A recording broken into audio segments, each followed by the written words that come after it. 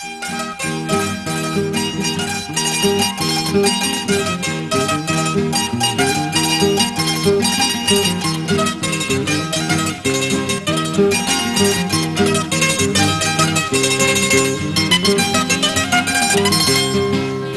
Cochabamba he llegado, a Cochabamba he llegado por sus corridas tradicionales, por sus corridas tradicionales. Los toros cotabambinos son muy matreros en su plaza, son muy matreros en su ruedo.